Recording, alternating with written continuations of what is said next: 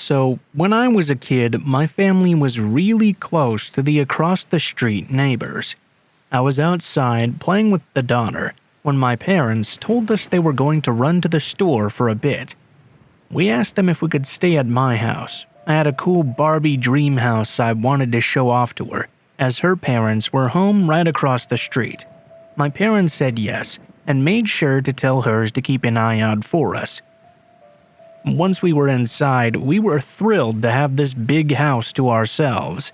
Just like big kids, we made ourselves our own lunch and watched cartoons for a little bit. All of a sudden, though, there's a knock at the door, and this is where the fun begins.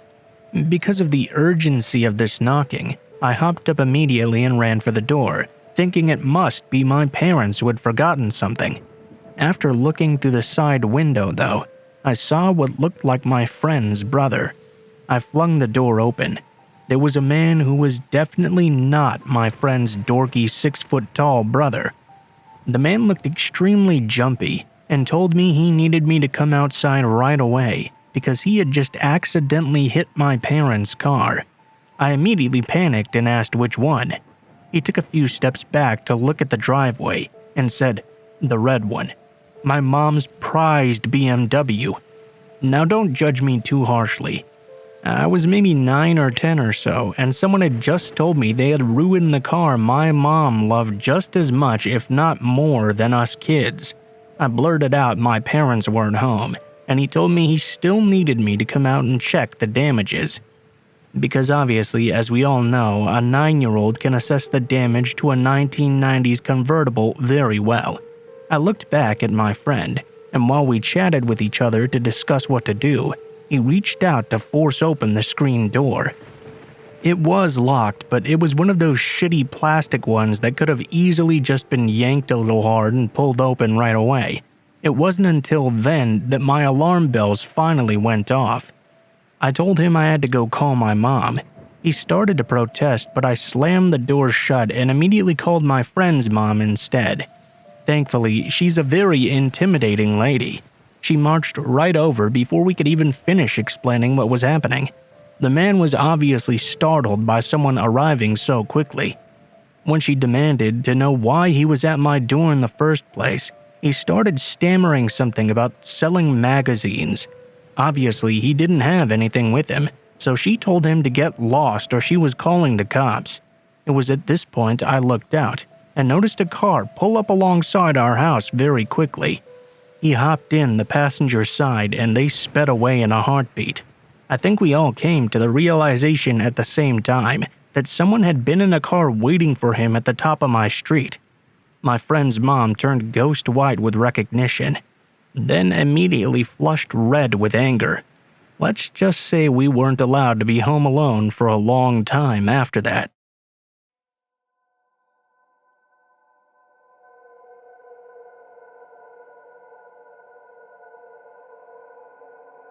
So this is one of many stories my dad told me when I was a little girl about his adventures hitchhiking when he was a few years younger than my age now. I'm 28, by the way. He's a super deadhead. He and a friend named John followed them on the road with nothing but their acoustics and some spare cash they had on hand. Apparently, they had gotten to Georgia at one point and were getting very tired. They still needed to make it a few towns over, though, in order to be able to see the dead the following day. They walked for miles and miles and tried to catch a ride for hours on end to no avail. They had just started to lose hope when this beat-up pickup truck pulled right alongside them and let them in. My dad hopped in the front and John got in the back. John thanked the man profusely for driving them and fell asleep right away, leaving my dad awake and alone with this guy driving. According to him, things were bad right from the start. The driver asked where they were headed to and why they had those guitars with them. He even asked if my dad knew how to play them well. My dad told him about the Grateful Dead and how he did play and usually picked a banjo but had left it back home. The guy leaned in super close and said this, "You know, I've always wanted to kill me one of them guitar boys." My dad started freaking out at this point. He said he just laughed it off but tried to be as unnoticeable as possible while attempting to wake up John in a hurry. Things just kept getting more tense. He asked the guy if he'd mind pulling into a gas station, but he refused. Then he asked how long until they would arrive at the next town over. No response. The man just went completely silent. After a few hours of driving, with John waking up in the meantime, the guy began to get really eccentric. He began asking if they'd ever seen a bad death. He started driving the truck into mailboxes, street signs, and even ran over a stray dog while laughing maniacally.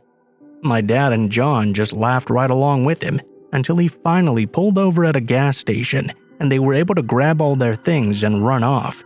They ended up missing the show in the end, but I'm glad my dad wasn't the guitar boy that man was looking for.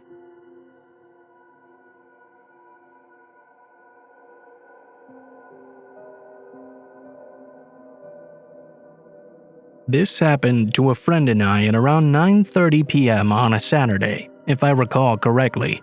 I live in an area where not very much goes on. It's always pretty safe for the most part. Anyway, my friend and I are dumb teenagers, both male, that love urban exploring. Our favorite sites to look at are tunnels. Well, around 7:30 p.m. one night, my friend and I were exploring some sites around the park 2 blocks away from our house. It was full of small, empty tunnels to explore. We felt a little weird because we felt as if we weren't there alone. There were a couple of disc golfers around, but we had just watched them leave. At this point, the park was completely empty. My friend and I were just exiting this small tunnel to get back to the park as we were waiting for the disc golfers to leave so we could go to the next secret spot, which were train tracks that were sometimes in use. To get into the tracks, you have to go through an off-path in the woods that has a few curves, so it was very hard to see. My friend would lead the way. A few seconds later, I thought I had lost him though, so I called out his name to find out where he was. Here's when things got weird. I heard what seemed almost like a distant yell or a shout from the train tracks.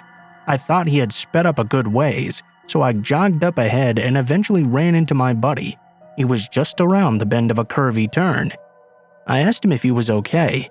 He replied yes, like nothing had happened. A little bit of suspicion ran through my mind, so I asked him why he had yelled at me from the tracks and come back to get me. Shockingly, he didn't. He had been waiting for me just at the turn. He also said he had heard that yell. Well, turns out my friend and I were both idiots. Instead of going back, we quietly continued on to the tracks. When we got up to the bridge with the train tracks, there was absolutely no one and nothing up there. We still felt like we were being watched from the trees or something though. I let my friend know about this feeling, and we quickly stopped throwing rocks into the creek and headed back to the park. I could tell something was very wrong as we were leaving. I just couldn't put my finger on what it was. We played around on the basketball court at the park before we decided to finally leave. Due to this creepy vibe and feeling of being watched, my friend and I decided it was best to take the main road back instead of the shortcut through the woods that led to our neighborhood. It was around 9:30 now. My friend and I were talking about what we should do for the rest of the night since he was going to be staying over. The park had this big soccer field across the street from it, so it had 2 gravel parking lots that were sort of hidden by trees. As we were walking past one of these gravel lots, I immediately felt what seemed like a warning sign from my body. I tried to pass it off as nothing, but as we crossed the street from the gravel lot, things started getting really creepy.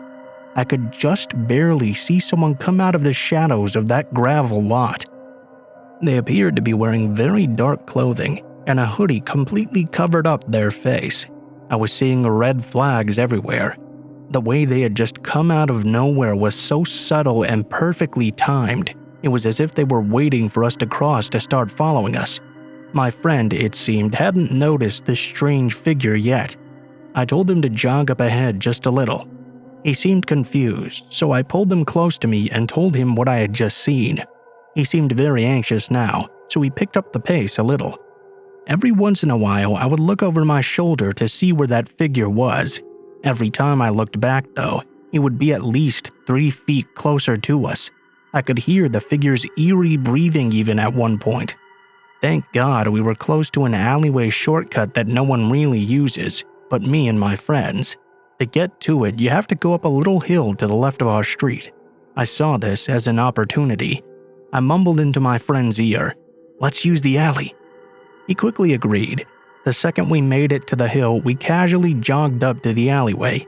I told my friend to wait for a second.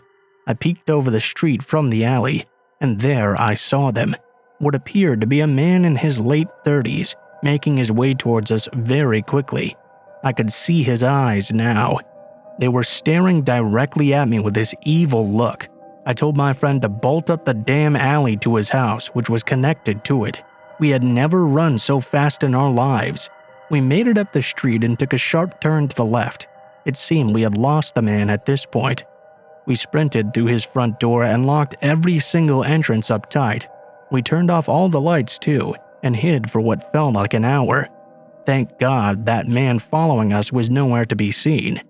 I never saw that man again, and I hope I never do either.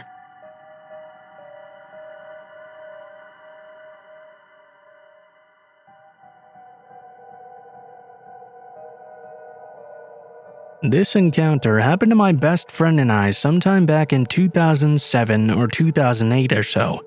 We were both women in our early 20s and sharing an apartment in a major metro area. It wasn't a small town, but it was not a big city quite yet either. Through the short stretch of woods behind our apartment complex, there was a neighborhood of single-family homes. Typical suburban cul-de-sac American middle-class neighborhood. Except this neighborhood was completely unoccupied. Like I said, it was around 07-08, so the effects of the American recession were still in full swing. A developer had bought up the neighborhood and all the houses to tear them down. They had also built a shiny new street from the main road to the neighborhood, but the money probably ran out before the homes could actually be bulldozed. At least that's my best guess, because there were several stalled construction projects in the area that had met the same fate. There was nothing in the immediate area in the way of shops, stores, or gas stations, just empty residential homes. It was a bit eerie, but nothing overtly creepy, I guess. Being young, adventurous, and having some daytime hours free due to our retail jobs, my bestie and I liked to go on walks in this abandoned neighborhood. There was this short gravel path through some woods.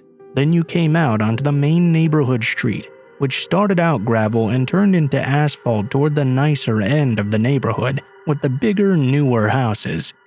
We'd walk up and down shooting the shit, maybe surreptitiously hitting a joint, just being young and carefree. One of the homes looked to have a few acres of land, and there was this big field where we'd take out blankets and go lay down sometimes. On the day this encounter takes place, the sun was shining brightly, and there was a brilliant blue sky, probably late summer or early fall, I can't quite remember. It was broad daylight though.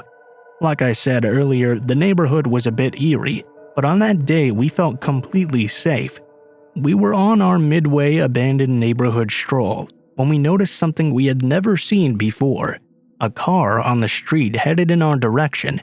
It was the first time we had ever seen a vehicle there.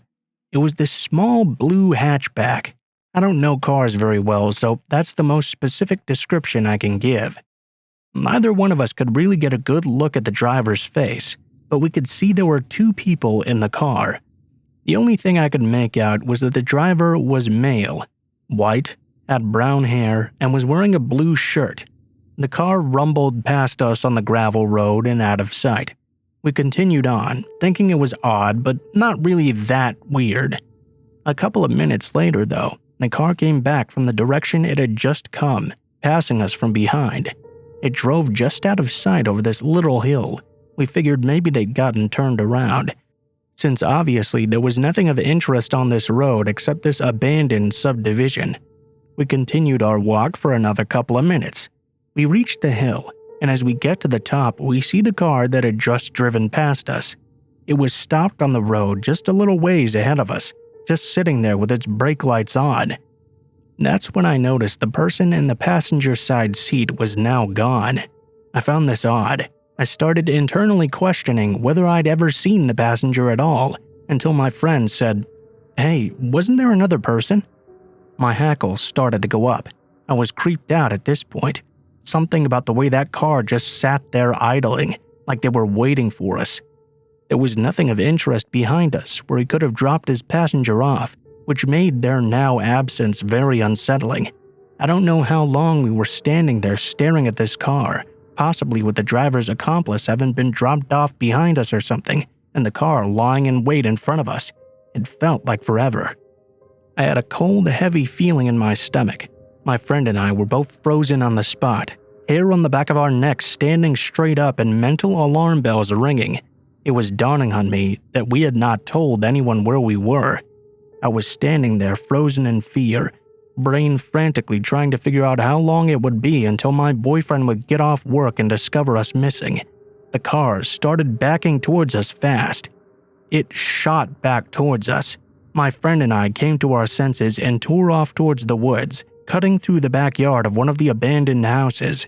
We frantically bushwhacked our way through the short stretch of woods and came out on the opposite side of our apartment complex. We ran like hell until we finally reached our building.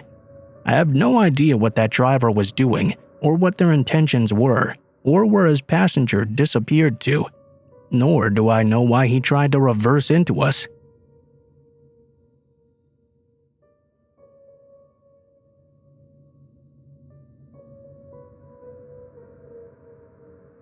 I used to work mid-shifts for a couple of years. I would get off work at around 2 a.m., be at the parking lot in the building basement by around 2:30 or 3. This one time, when I got off the elevator, there was this man wearing the maintenance uniform sweeping the floor. He was not the usual guy, though, that I would see when getting off my shift.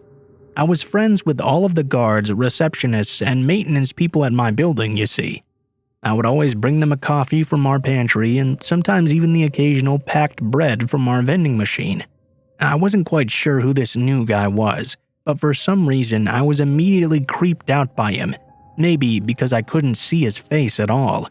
He had shoulder-length black hair that was covering his entire face, so instead of giving him the coffee I was holding, I decided instead to walk straight to my car.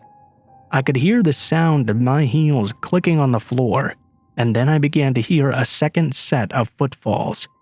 I walked faster and noticed that whoever was following me now walked faster too. Then I started to run. My car has keyless entry, so I just pushed the button and literally jumped right in. I slammed the door closed and clicked the remote lock button to lock the car. I looked over and saw that new maintenance guy. He was smiling at me, trying to pull open my car door and pressing his face against my window. He wasn't saying a single thing, only smiling while trying to open my car. Now my car is set to go on alarm if the door was locked using the remote and was started from the inside. I proceeded to start the engine and the alarm started going off like crazy. The guy immediately stopped trying to open my door, stood ram straight, gave me a salute, and walked slowly away.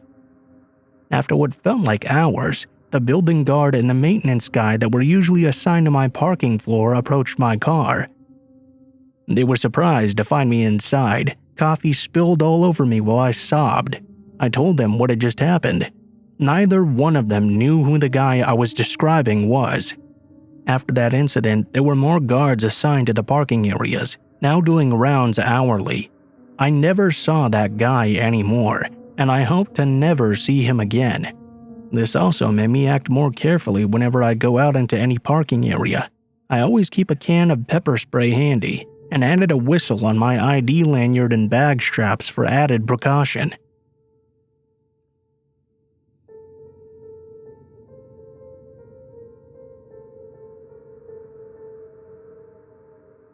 Today, there was a test of the civil defense siren in the region I live in. The sound of it brought back a memory of something I've not thought about for many years now. Now, in my country, it's common for these sirens to be placed on school buildings, so it was very memorable the few times of year those would be tested. Back when I was in middle school at the age of 14, I was like most other kids my age, just trying to fit in. In my case, that meant I was trying to blend into the crowd of the school's older emo kids. I was attending a creative course, and because the entire school ground was getting renovated, there were multiple old buildings that were going to be demolished. Because of this, I and some other emo kids were pretty much allowed to do whatever we wanted with those buildings for an art project and for the upcoming school fair. We were painting random stuff on the walls and painting the stairs into waterfalls and such. On this day, we were getting close to the end of our project. It was the end of the day, so school was pretty much empty, and the sirens were going to be tested that day. Funnily enough, those sirens that probably originated way back from World War II were placed on top of the abandoned school building where said event was going to happen. Among the emo kids, there was this guy who was a few years older than me that I always found very weird. His name was Paul. The only way to describe him really is that it was like he was constantly pretending to be unpredictable and batshit crazy just to get a laugh. Most of the time, this just meant that he was clowning around. He was friends with this other emo guy my age, Andrew, who was openly obsessed with me. He was a very annoying daily thing I had to deal with, who constantly followed me around school, saying weird sexual stuff and sniffing my hair. But despite this stalkerish behavior, it never went past that. Soon though, Paul had joined in on Andrew following me around, so I skipped school a lot because no one ever wanted to take me seriously. They thought I was just being whiny about this comedic duo of pursuers. Even my own mother would laugh if I complained about it. Despite them both being creepy and annoying though, I felt a bit bad for them, because Andrew was always getting bullied for being feminine and gay, even though he clearly was not given how he acted around me. And I felt bad for Paul because I knew he came from a very tragic and troubled home. Anyway, I was walking downstairs from where some of my friends were painting to the empty first floor so I could go outside the building. The sirens had just started. It was so loud it was impossible to hear anything except during the small breaks between. Suddenly, someone grabbed me before I managed to get outside and moved me into this other hallway where a wall blocked any view from the entrance of the building. This person held his hands in front of my mouth as he pushed me and lifted me up against the brick wall there. I was so shocked I was kind of winded. He faced me, and I saw it was that weirdo Paul, who for the record was very tall compared to my tiny frame. The sirens were sounding off loudly. He didn't say a single thing. He just stared at me with these crazy eyes. Back then, I was completely innocent.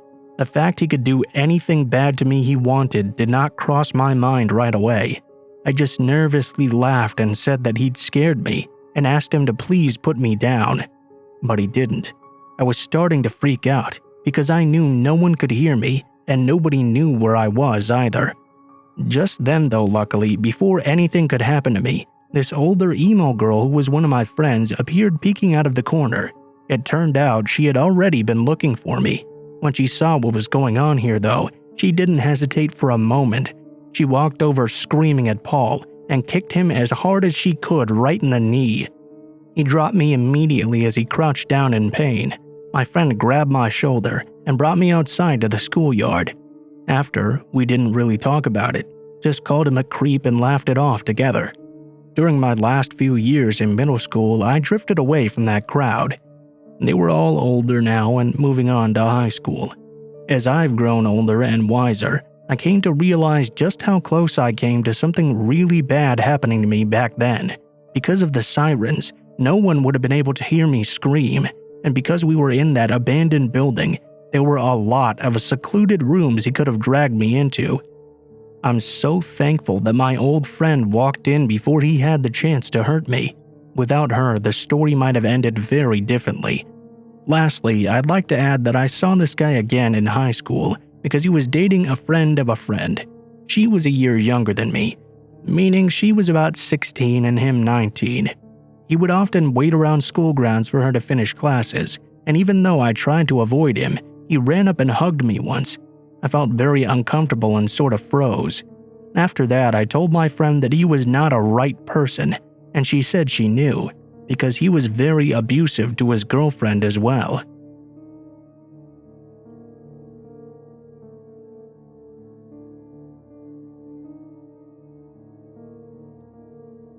Several years ago, when I was 25, I lived with, at the time, one of my best friends. Our friendship eventually started to dwindle though, as it usually goes when you move in with a good friend, so she was rarely home. This night, however, she ended up staying at our place heading to bed early. I was a server at the time, so I stayed up pretty late usually, watching YouTube and smoking pot. This night was no different than any other, except for the fact that my neighbors tried to kidnap me. I'll go ahead and give you some background info on my house and my neighbors. We lived in a 3-bedroom house with 2 bedrooms and the kitchen facing the crazy neighbors. They were a younger couple living in a smaller mill house. They were constantly coming to our door asking for handouts. Now, normally I'd be very happy to help a neighbor out, but they would come over and ask for crazy shit, like for us to fill up a Mountain Dew bottle with water because theirs just got shut off, beer, and once literally to ask for a single dollar. They would just be constantly knocking at our door to ask for help with these minuscule things.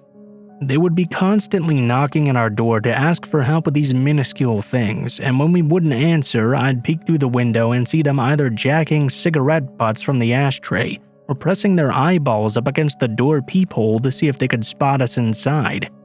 Anyway, there I was smoking some weed and watching YouTube on my couch when I heard a knock at the door.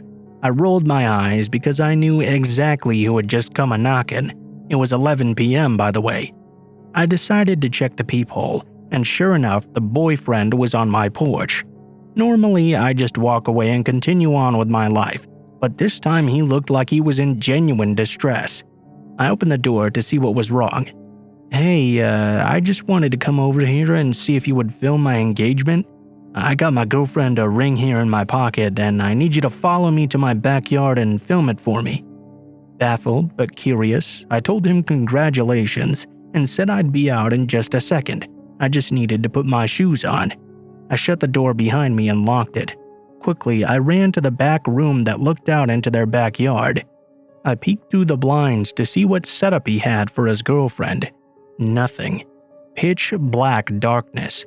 No sign of any decorations or anything like that. Naturally, I woke my roommate up and told her what was going on. Yeah, fuck that," she said to me. We both walked back up to the door after the boyfriend started banging on it furiously. I looked through the peephole again. I couldn't see anything and was confused, all the way until he pulled his eyeball away from the door hole. I quickly turned around and put my back up against the door. My roommate came running back to me from her room, manning 2 wire hangers for protection. We clung on to those hangers for dear life and sat against the door until he finally stopped pounding and left. We were completely freaked out, but we wanted to make sure we weren't overreacting.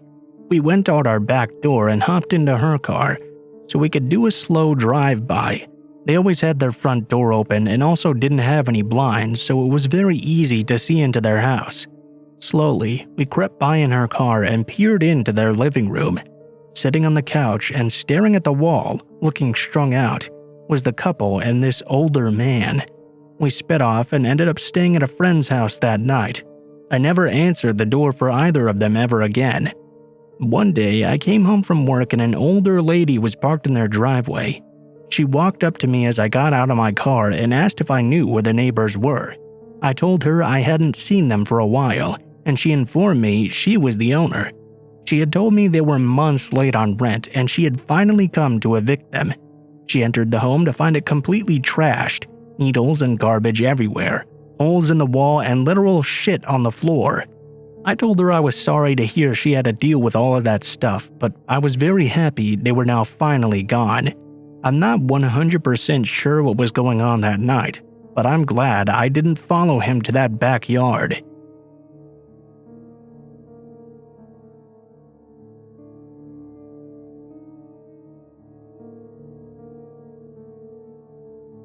Background: I was 26 at the time. pregnant, and I live in a very rural area. Tom had always been friends with my friends throughout high school. He was the quiet art kid who had insane natural talent.